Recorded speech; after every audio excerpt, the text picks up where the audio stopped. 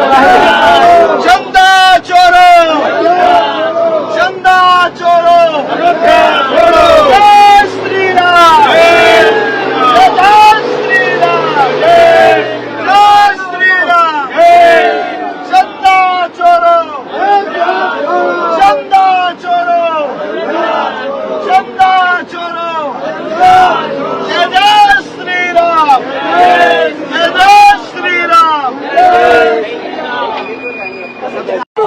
इस्तीफा दो अमित शाह तुम इस्तीफा दो इस्तीफा दो इस्तीफा दो नरेंद्र मोदी तुम इस्तीफा दो इस्तीफा दो नरेंद्र मोदी तुम इस्तीफा दो इस्तीफा दो नरेंद्र मोदी तुम इस्तीफा दो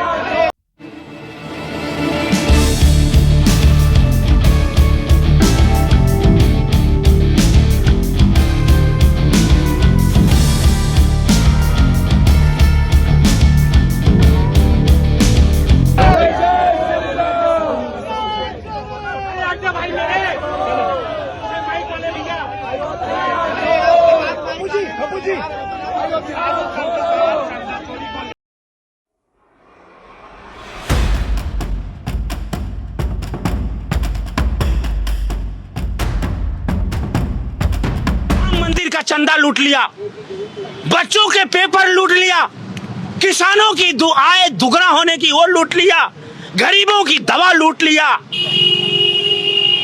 नींद सुकून चैन आपसी भाईचारा भी लूट लिया। एक ऐसा कानून लाया कि दलित का लड़का फॉरवर्ड का लड़का आपस में संघर्ष करने लगा। ये राम का मर्यादा का देश नहीं है, ये राम के पचिन्हों पे चलने वाले नहीं है। आज आंखों से आंसू आता है। धर्म किसे कहते हैं? धर्म शरीर में होता है। अगर ये राम भक्त सच्चे हैं, मैं माननीय मुख्यमंत्री जी से निवेदन करना चाहता हूं, पहले सबसे इस्तीफा ले लीजिए। इस्तीफा दो अमित शाह तुम इस्तीफा दो इस्तीफा दो इस्तीफा दो नरेंद्र मोदी तुम इस्तीफा दो इस्तीफा दो। स्वयं को पता है कि इसमें केवल हिंदुओं का पैसा नहीं है, हमारे मुस्लिम भाइयों ने भी इसमें दान दिया है। मैं औरों की बात क्यों कहूं, मेरे गांव के मैं बेलापुर का हूं, वहां पर मेरे गांव के मुसलमान भाइयों ने मुझे मस्जिद में ले जा करके और बिल्कुल मस्जिद के इंटीरियर में ले जा करके जय श्री राम के नारे लगा करके 51,000 रुपए दिए थे। 2024 সালের 22 জানুয়ারি অযোধ্যায় রাম মন্দির তীর্থক্ষেত্র ট্রাস্টের সূচনা হয় এবং সেই দিনই আমাদের ভারতের প্রধানমন্ত্রী নরেন্দ্র মোদী সেখানে গিয়ে রামলালার মূর্তি স্থাপন করেন এবং পূজা অর্চনা শুরু হয় এবং তারপর থেকেই বলা যায় যে ভারতের জনগণের উদ্দেশ্যে সেই মন্দিরের দরজা খুলে যায়। এখন ব্যাপারটা এখানে এসে যে থেমে গেছে তা কিন্তু নয়, ব্যাপারটা বড় ভয়ঙ্কর হয়ে উঠেছে। এরপর কি জানেন, এই মন্দির থেকে প্রাথমিক যে রিপোর্ট তাতে 200 কোটি টাকার মতো লুট হয়ে গেছে। প্রণামী, জনসাধারণ যে প্রণামী দেয় সেই প্রণামীর অর্থ পকেটে করে নিয়ে চলে গেছে এবং 1 লাখ 2 লাখ 5 লাখ নয়, 200 কোটি। যদিও অসমর্থিত খবরে প্রকাশ এটি নাকি 3,000 কোটি টাকা ছুঁয়ে গেছে। ভাবুন একবার অবস্থা। যদি অসমর্থিত খবরের সূত্রে যে খবর সেটা আমরা নাও ধরি, যদি শুধুমাত্র 200 কোটি টাকার দিকেই যাই তাহলে বা কম কি? এ তো বিশাল অঙ্কের টাকা। এ পর্যন্ত আমাদের কাছে যা খবর আছে তাতে 8 জনকে গ্রেপ্তার করা হয়েছে এই লুটের অপরাধে। চুরি করে তারা নিয়ে গেছে দিনের পর দিন এই মন্দিরের কোষাগার থেকে।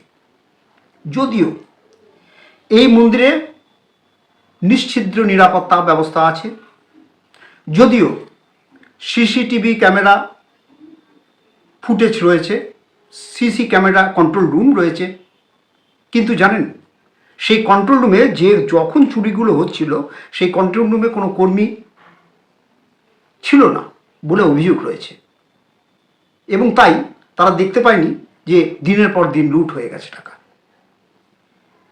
আমাদের কাছে যে খবর আছে তাতে প্রথম দিকে 14 থেকে 18 লাখ পর্যন্ত প্রতিদিন দান পড়ত। শুধু টাকা নেই যে শুধু টাকা দিয়ে দিত জনসাধারণ বা পুণ্যার্থীরা, তা নয়, হিরে জহরত সবই দান করত, হিরে জহরত সোনা সবই। সেগুলোও লুট হয়েছে, অনেকটাই লুট হয়েছে। যদিও অযোধ্যার মুখ্যমন্ত্রী সিট গঠন করেছেন এবং পুলিশ তদন্ত করছে, 8 জনকে গ্রেপ্তার করেছে বললাম। সেই 8 জনের মধ্যে চম্পক রায়ের চালক রয়েছে, গাড়ির চালক। চম্পক রায়টাকে, চম্পক রায় হচ্ছে ওই রাম জন্মভূমি তীর্থক্ষেত্র ট্রাস্টের সাধারণ সম্পাদক। তিনি অবশ্য এই ঘটনা জানাজানি হতেই, ঘটনা চাউর হতেই তিনি পদত্যাগ করতে বাধ্য হন।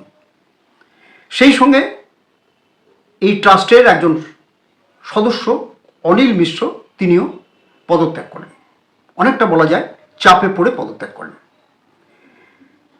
চিন্তা করে দেখুন চম্পক রায়ের ড্রাইভারের এত সাহস হলো কী করে যে কোষাগারে সে ঢুকবে এবং বেরুবে, বা যারাই কোষাগারে থাকে, যারা ওই টাকা পয়সা গয়নাগাটি সব গুনে ঠিকমতো রেখে দিচ্ছে,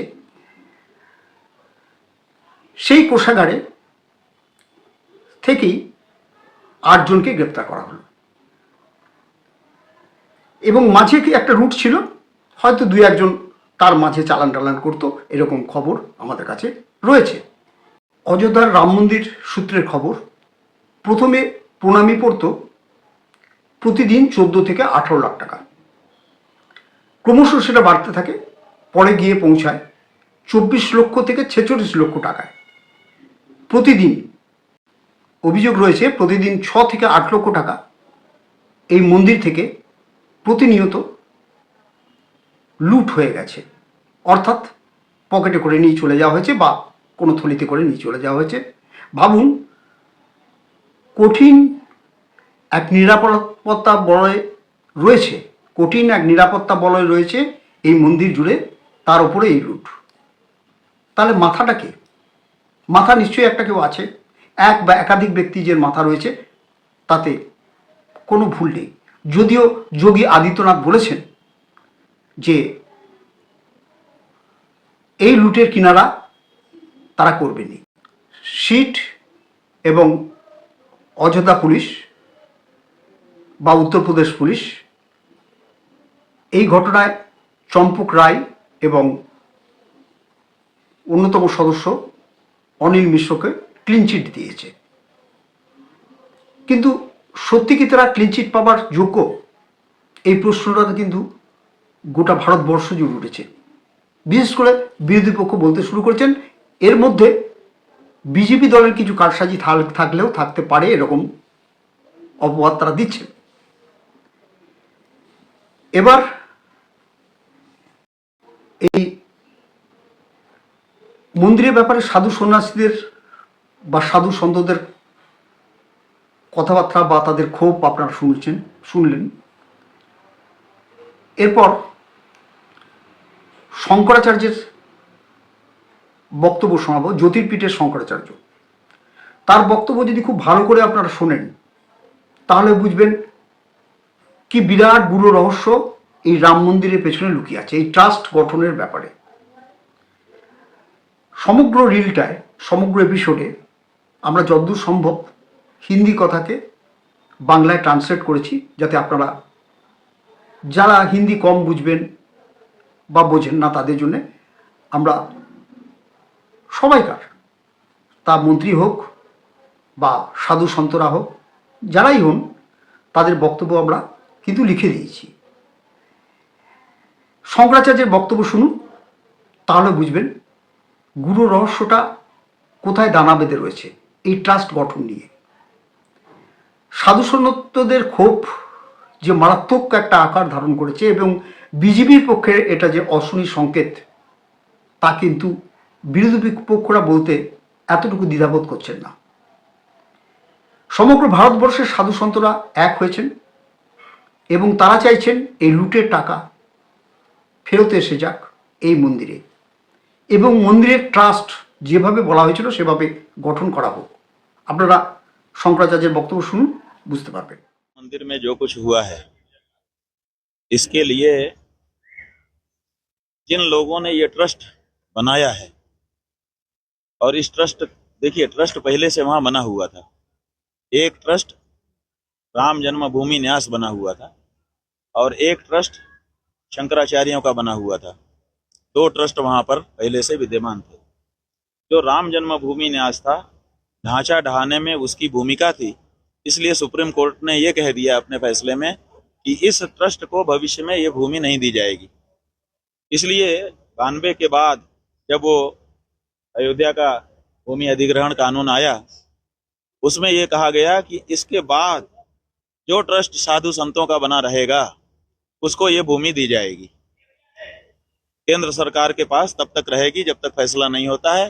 जिस पक्ष में फैसला हो जाएगा उसको विवादित भूमि सहित अधिग्रहित भूमि एक साथ दे दी जाएगी, और वो अधिग्रहण के कानून के बाद के ट्रस्ट को दी जाएगी।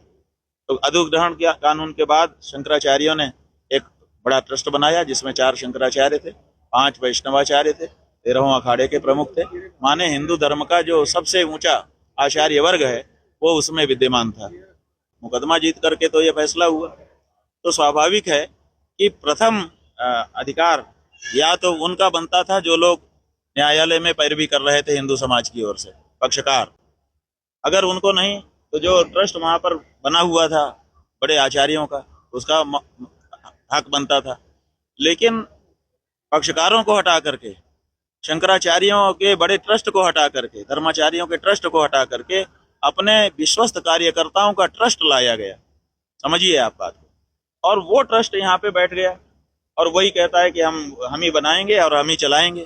तो इससे बिल्कुल साफ ये बात निकल के आ जाती है कि यहाँ पर कुछ ऐसा करने का इनका मन है जो कभी बाहर ना आए और जो चाहे वो कर सकें।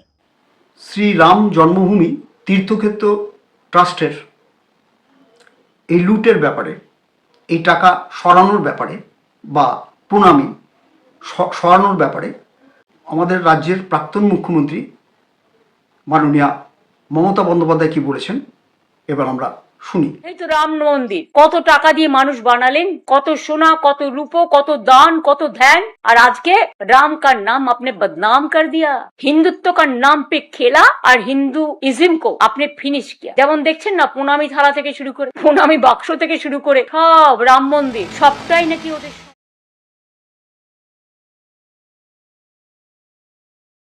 अयोध्या के राम मंदिर से करोड़ों करोड़ों रुपए के चंदे की चोरी हो गई।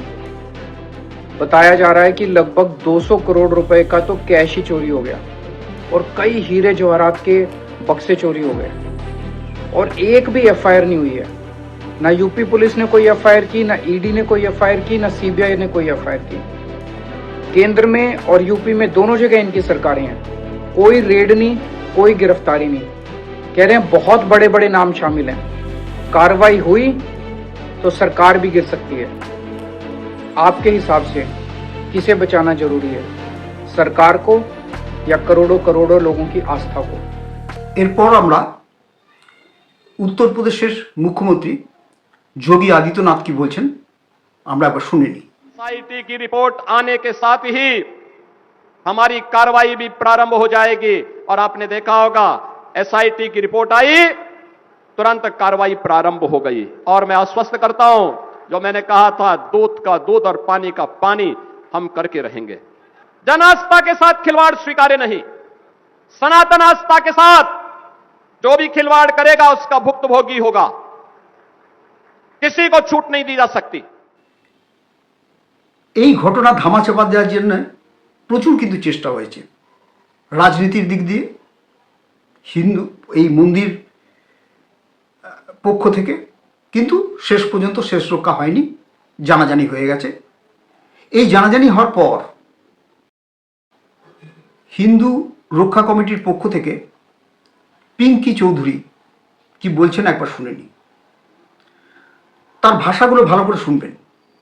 তিনি বলছেন হিন্দুরা তো হিন্দুদের টাকা নিয়ে গেছে, তাতে অনেকের এত আপত্তি কিসের?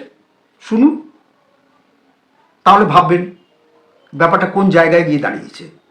हमारा पैसा, हिंदू का पैसा, अगर किसी हिंदू ने ले भी लिया, भाई तुम लोगों को क्यों मिर्ची लग रही है? तुम लोगों ने जितनों ने भी ये आवाज उठाई है, मैं उनसे ये पूछना चाहता हूं कि उन्होंने राम मंदिर में जाकर के कितना चंदा दिया, कितने आभूषण चढ़ाए राम जी को?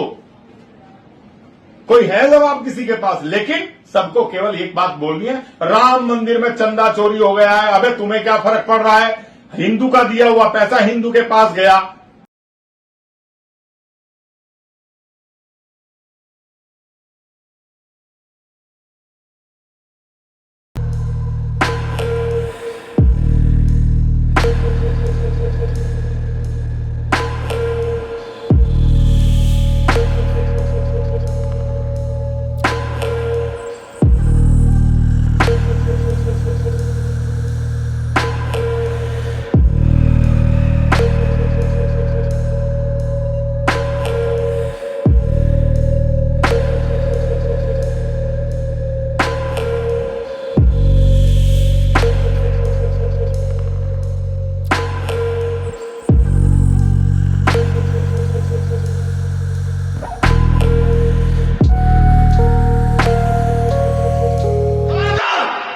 शुभेंदु अधिकारी, तुमने जो ये निर्णय लिया है, एक तरफ गाय को माता भी कहते हैं और एक तरफ उसको कहते हो कि 14 साल के बाद काट सकते हो।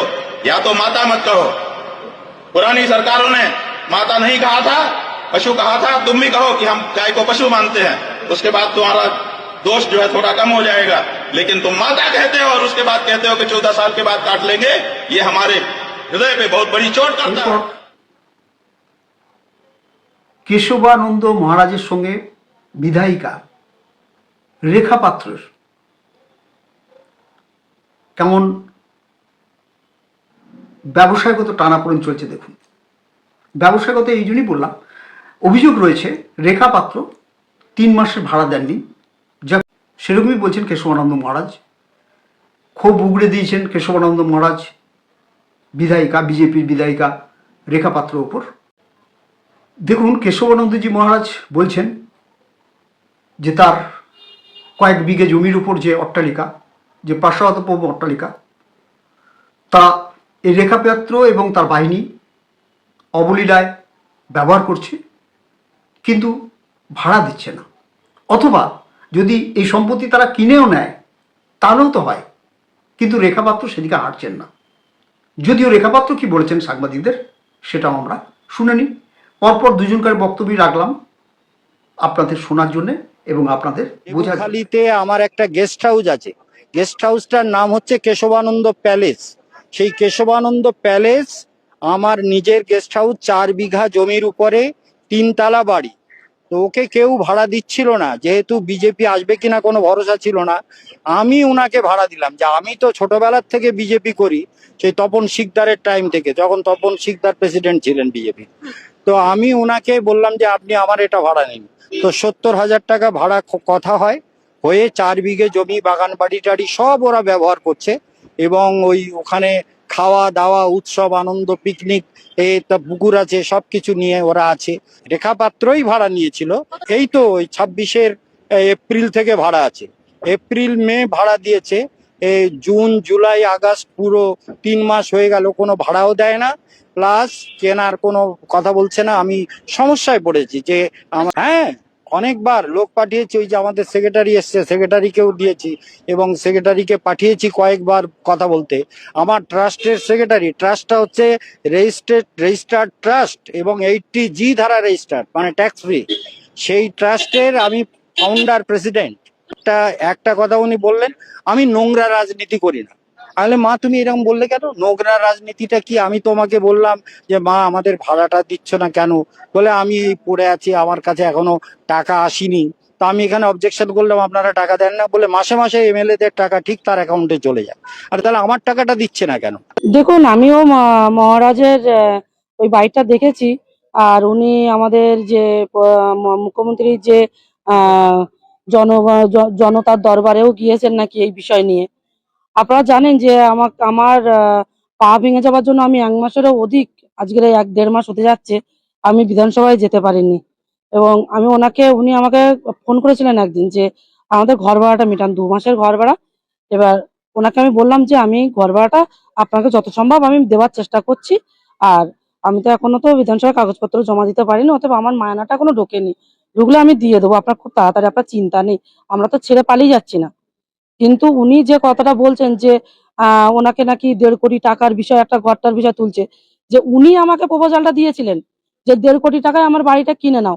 আমি খাই লোকের বাড়ি পরিচালিকার কাজ করে, সেইখান থেকে আমাদের এখন বর্তমান মুখ্যমন্ত্রী আমাকে আজকে পার্টিতে নিয়ে এসে আজকে একটা আন্দোলন থেকে তুলে এনে আমাকে একটা জায়গা করে দিয়েছেন। আমি 1.5 কোটি করে টাকা কোথা থেকে জোগাড় করবো যে ওই বাড়ি আমি নেবো? তাহলে রেখা পাত্র কি করে জানলো যে মহারাজ বৃদ্ধাশ্রম করবেন? আমি করে দিয়ে যাব, এত যোগ্যতা আছে তো? এমএলএ হলে এত যোগ্যতা হয় নাকি? এই সব ভূত প্রেত মার্কা জীব এত যোগ্যতা আছে যে আমি বৃদ্ধাশ্রম করে দিয়ে করো? আমি তো না বলছি না, কিনে নিয়ে করো, বৃদ্ধাশ্রম করো, শিশু আশ্রম করো, স্কুল আশ্রম করো, ভূতের আশ্রম করো, ভূত প্রেতের জন্য বাড়ি তৈরি করো, তাতে তোমার ব্যাপার। তোমাকে যদি মুখ্যমন্ত্রী টাকা দেয়, তুমি সেই টাকা দিয়ে ওখানে যা খুশি করো, কিন্তু আমার পেমেন্টটা তো আগে করতে হবে। তাহলে সারমর্ম কি দাঁড়ালো? ভারতবর্ষের সাধু সন্তরা বিজেপির থেকে ক্রমশ যে মুখ ফিরিয়ে নিচ্ছে, এটা কিন্তু খুব একটা ভালো লক্ষণ নয়। এটা বলছেন দেশের রাজনৈতিক বিশ্লেষকরা। তারা বলছেন যে ব্যবস্থার মধ্যে দিয়ে দেশ চলছে, সেই ব্যবস্থা খুব একটা সুচারুরূপে কিন্তু সাঙ্গ হচ্ছে না, এরকমই বলছেন বিরোধী পক্ষ, বলছেন সাধু সন্তরা। সাধু সন্তরা বলছেন হিন্দুদের ওপর এটা একটা আঘাত। এই যে রাম মন্দিরে চুরি, কাদের চুরি যাচ্ছে? না, যারা প্রণামী দিচ্ছেন, রামলালাকে দর্শন করছেন, প্রণামী দিচ্ছেন, তাদের টাকা আত্মসাৎ করে নিয়েছে কিছু লোক, এই রাম মন্দিরে জড়িত কিছু লোক। কেন এই প্রশ্নটা উঠেছে? এই প্রশ্নটা মারাত্মকভাবে উঠেছে। দেখুন, একদিকে সাধু সন্তদের এই ব্যাপার, অন্যদিকে ককরোচ বাহিনী বলছে আগামী 5ই সেপ্টেম্বর তারা আবার তীব্র আন্দোলন গড়ে তুলতে চলেছেন ভারতে। সব নিয়ে একটা জগা খিচুড়ি অবস্থা হতে চলেছে কিন্তু ভারতবর্ষে। এর ইঙ্গিত কিন্তু রাজনৈতিক বিশ্লেষকরা দিচ্ছেন এবং বলছেন। এখন দেখার কোন দিকে জল গড়ায়।